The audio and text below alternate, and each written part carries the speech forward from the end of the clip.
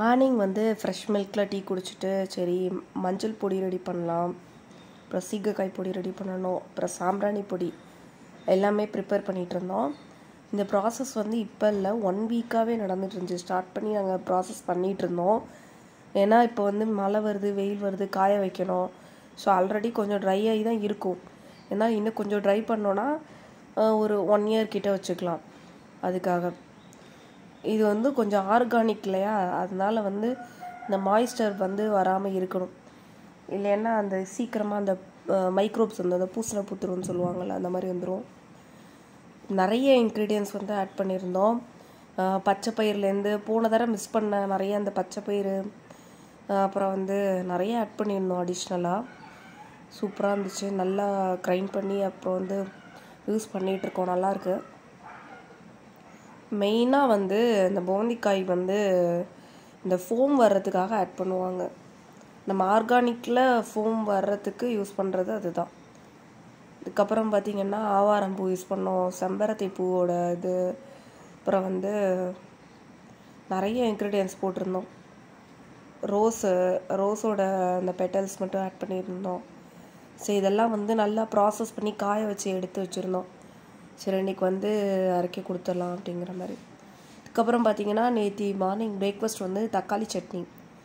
அப்புறம் தக்காளி சட்னியில் லைட்டாக வந்து கருவேப்பிலை மட்டும் ஆட் பண்ணியிருந்தேன். அதுதான் கொஞ்சம் டிஃப்ரெண்ட்டாக ட்ரை பண்ணியிருந்தேன். அப்புறம் தோசை, சூப்பர் காம்பினேஷன், எனக்கு பிடிச்ச காம்பினேஷன். நெக்ஸ்ட்டு பார்த்திங்கன்னா அப்புறம் வந்து நம்ம மிஷினில் கொடுக்குறோம்ல அரைக்கிறதுக்கு, அதனால் கொஞ்சம் அந்த வெட்டி வேர் எல்லாமே கட் பண்ணி வச்சுருந்தோம். கட் பண்ணால் கொஞ்சம் நல்லாயிருக்கும், இல்லைன்னா அது ஒரு மாதிரி ஸ்ப்ரெட்டாக இருக்கும், வைடாக இருக்கிற மாதிரி இருக்கும். அதுக்கப்புறம் எல்லாத்தையும் ஸ்டோர் பண்ணி வச்சுட்டு சரி கொடுக்கலாம் அப்படின்ட்டு வீட்டிலே அப்புறம் கொஞ்சம் மருதாணி, அப்புறம் வந்து செம்பருத்தி இலை, அதெல்லாம் கொஞ்சம் வச்சுருந்தோம் காய வைக்கிறதுக்காக. அதான் அப்பப்போ காஞ்சிச்சு, அந்த மாதிரி இருந்துச்சு. அதுக்கப்புறம் ஃப்ரெஷ்ஷாக வந்து நெல்லிக்காய் வாங்கிட்டு வந்துருந்தேன்.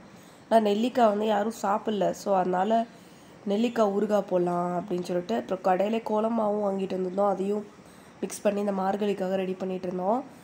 அதுக்கப்புறம் நான் நெல்லிக்காய் ஊறுகாய் ப்ரிப்பேர் பண்ணுறேன் அப்படின்னு சொல்லிட்டு நானே ட்ரை பண்ணேன்.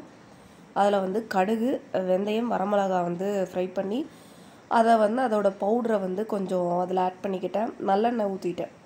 அவ்வளோதான். இது வந்து இன்ஸ்டண்ட்டாக ரெடி பண்ணுறது. நெல்லிக்காவை யாரும் சாப்பிடுங்கன்னா சாப்பிட மாட்டாங்க. இந்த மாதிரி பிக்கல் மாதிரி நீங்கள் ரெடி பண்ணி வச்சுட்டிங்கன்னா சாப்பிடுவாங்க. ஸோ அதனால் நானும் இதை ட்ரை பண்ணி வச்சுருந்தேன். அதுக்கப்புறம் வீட்டில் எல்லாருமே சாப்பிட ஆரம்பிச்சிட்டாங்க. இதே ஃப்ரெஷ் நெல்லிக்காய்னு வச்சுருந்தோன்னா ஒரு நெல்லிக்காய் சாப்பிட்றது கூட அவ்வளோ கஷ்டமாக இருக்குது. சரி, இந்த மாதிரி நம்ம வந்து இன்ஸ்டன்ட் பிக்கல் ரெடி பண்ணி வச்சுக்கலாம். இது நான் ஸ்டார்டிங்கே பண்ணியிருந்துருக்கணும். ஸோ அது 1 வீக் அப்புறம் தான் அதை பண்ணுறேன். அப்புறம் வந்து சரி கடையில் கொடுத்ததெல்லாம் வாங்கிட்டு வந்துட்டோம். நேற்று ஈவினிங்கே வந்து மஞ்சள் பொடி எல்லாமே, சாம்பிராணி பொடி, சீகைக்காய் பொடி, இது வந்து சீகைக்காய் பொடி. ஸோ பாக்ஸ் தான் வந்து முன்னாடி யூஸ் பண்ண பாக்ஸ், அதனால அப்படி இருக்குது.